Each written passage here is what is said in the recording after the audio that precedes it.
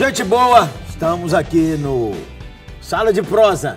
Uma conversa boa, descontraída, né? Com o temor do Senhor. E com a bênção do Eterno, como você Aleluia! Diz, né? E uma parceria entre a LPC, uma organização cristã que prega o Evangelho, que serve a Igreja de Cristo. E a 8ª Igreja Presbiteriana de Belo Horizonte, uma igreja bíblica, contemporânea, acolhedora de pessoas, presente na cidade, parceira da evangelização do mundo.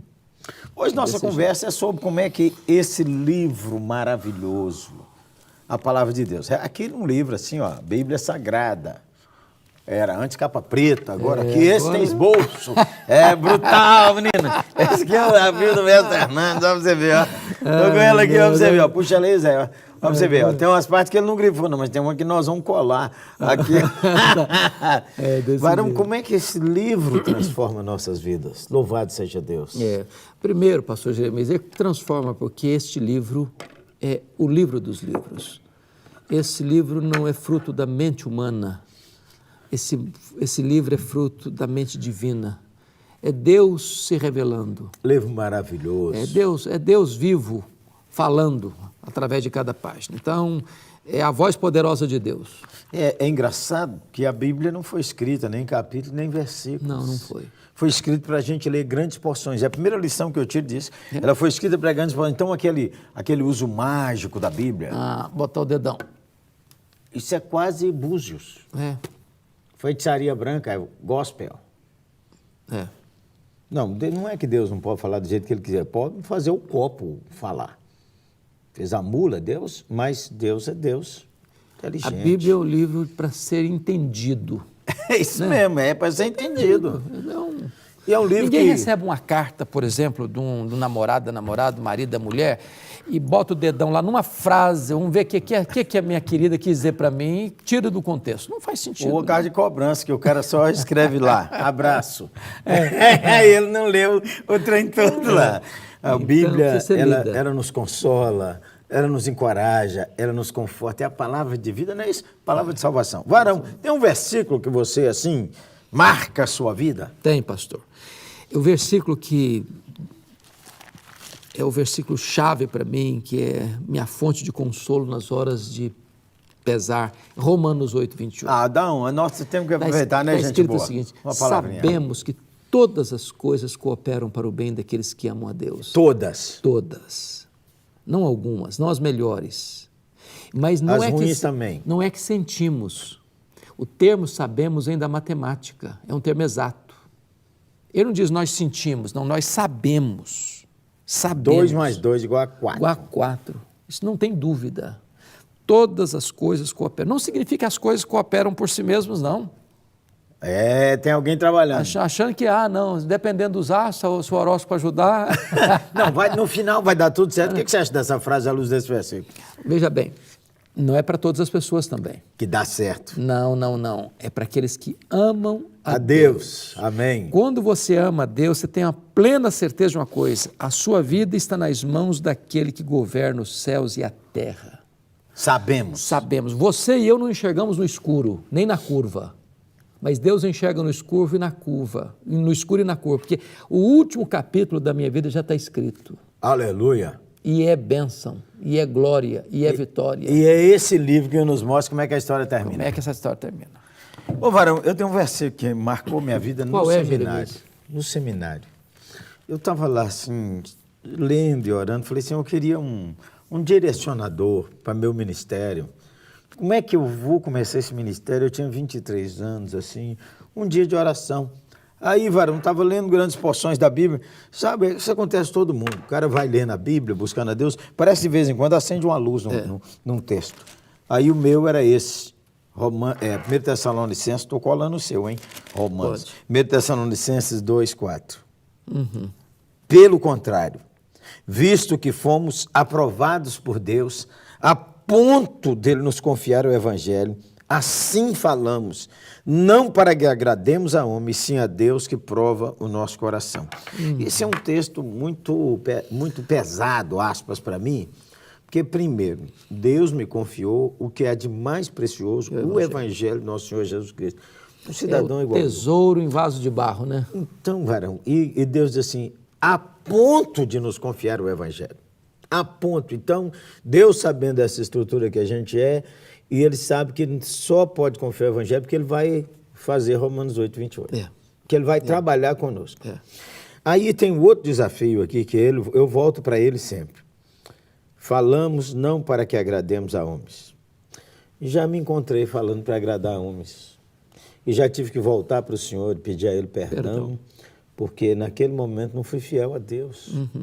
E como a graça de Deus é maior do que os nossos pecados, e a graça de Deus é maior do que a vida, Deus perdoa, restaura, ainda dá uma colher de chá para o cara. Diz, vamos embora de novo, Jeremias. Porque, na verdade, pastor Jeremias, pregar o que o povo quer ouvir é mais fácil. Exatamente.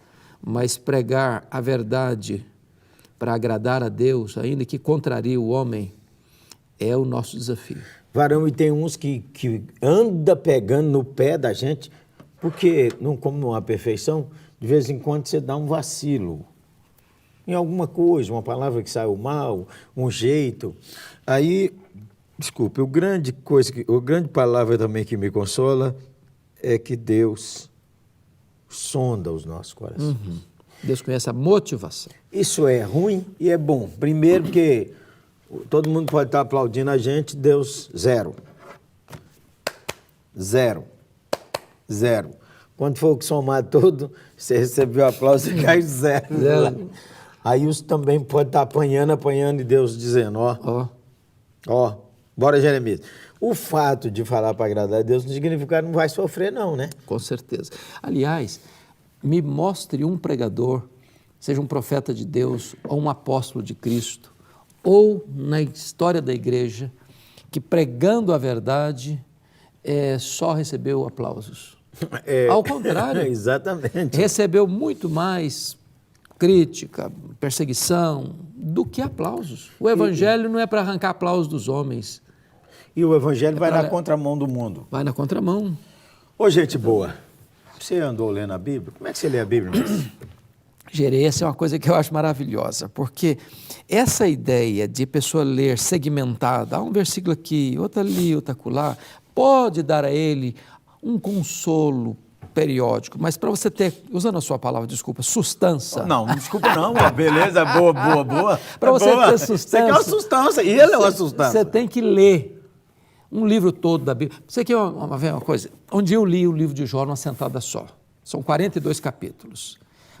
Foi muito abençoador para o meu coração. Num fôlego só. Eu comecei a entender o livro como nunca tinha entendido até então. Uma dica, hein? Você precisa pegar um livro da Bíblia e dar uma lida toda. Mateus todo, Marcos todo, uma sentada só.